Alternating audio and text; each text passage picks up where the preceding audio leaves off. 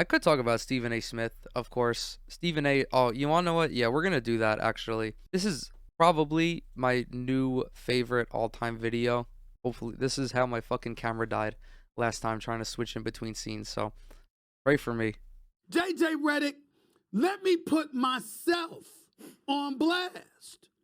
JJ Redick, remember, the caveat is when healthy.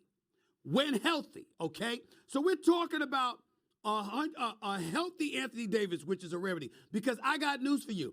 Which is a rarity. Every single player over Anthony Davis right now that you mentioned strictly because of their reliability. The fact that they're healthy. So again, we're not talking injuries now.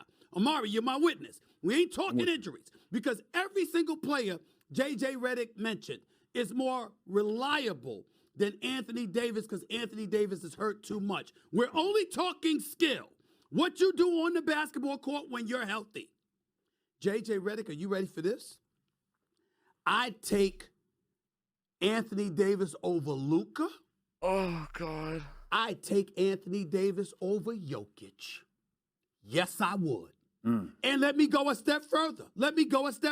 And I know he can't. I know how great Jokic is in terms of his passing ability, his playmaking ability. The brother can't jump onto a curb for crying out loud.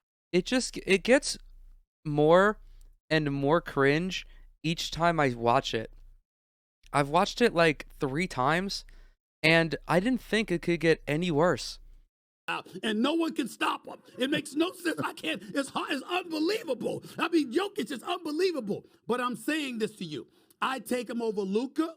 I take him over Jokic. And as much love and respect and reverence as I have for Jimmy Butler and Jason Tatum and how big time I believe both of them are, I take a healthy Anthony Davis over them too. Oh, golly. Because guess what, JJ, and I understand that you don't know this because, obviously, shooting was your gift and moving without the basketball and being an offensive player. You were never known as a great defender, JJ. No shade whatsoever. It's just a fact. Anthony Davis was and is. When that brother, and you could talk about LeBron James. So, we're at the 2-minute mark. Copious, just insane levels of cringe here by Mr. Stephen A. Smith. And I don't know. I understand the appreciation of Anthony Davis because Stephen A. is right. When Anthony Davis is healthy, he is a fantastic player. Elite defender, always among the league leaders in blocks, has improved significantly as a scorer in recent years. I do, however, think that Anthony Davis is being surpassed by guys like Jokic, Luka. I think when you get to Jimmy Butler is where it gets a little wacky because regular season Jimmy Butler is, of course, not the same as postseason Jimmy Butler. But in the regular season, Anthony Davis, I believe, he's a better player. His numbers prove that he's better than Jimmy Butler. Jason Tatum, I think I would also take over Anthony Davis, and I don't know if I would be saying that if Tatum hadn't improved considerably as a defender and as a passer. Like, he is becoming more and more versatile every season, and that's what you want from not only your franchise centerpiece, but any wing that you're building around in the NBA. But let's make one thing clear. I don't give a if we're talking about reliability when healthy, okay? I don't give a shit about any of that. Because even when AD is healthy, even when Anthony Davis is at his peak power, Jokic is still better than he is, and Luka is better than he is. And now this is coming from me, who at the beginning of the season was firmly entrenched in the belief that when healthy, Anthony Davis is an MVP caliber player.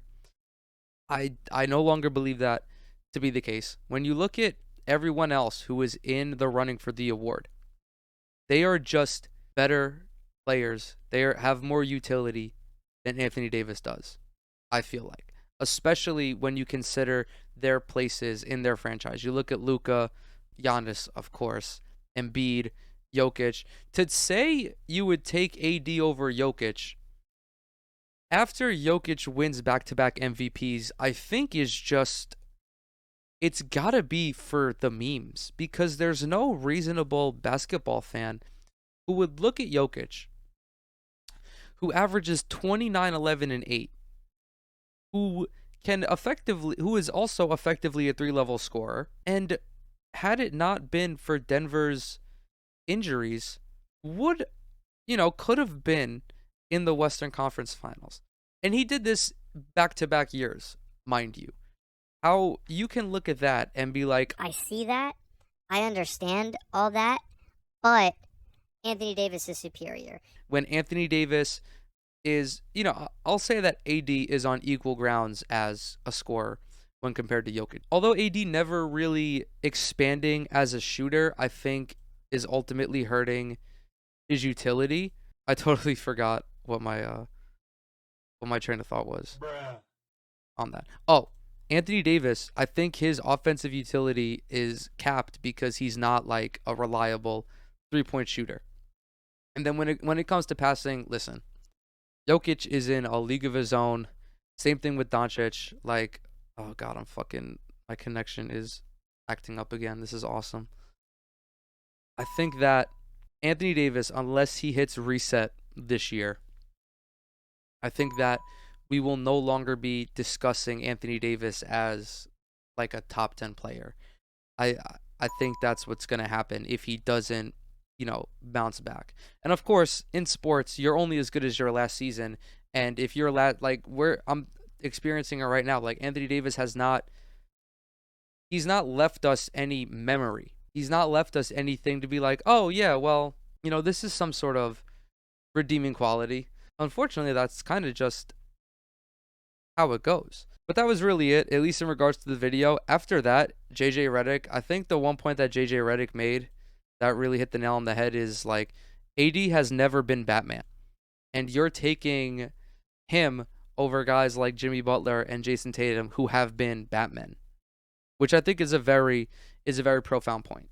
Because like ultimately that's what it comes down to. If you're looking to build a team, if you're looking to build a contender, and Anthony Davis struggles to lead his team to deep playoff runs, like that's something that you're gonna have to consider.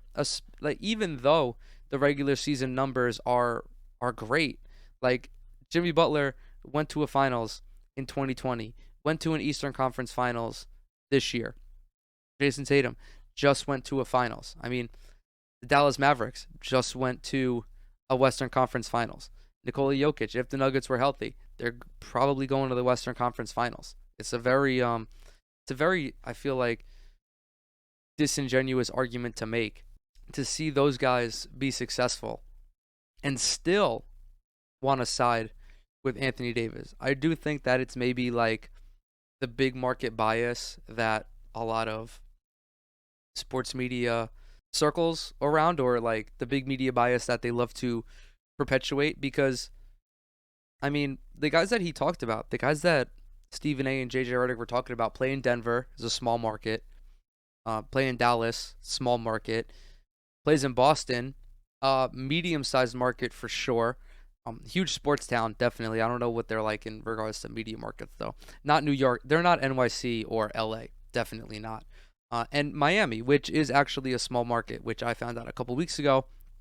Maybe not a small market, but a smaller market, which really threw me for a loop. That was for sure.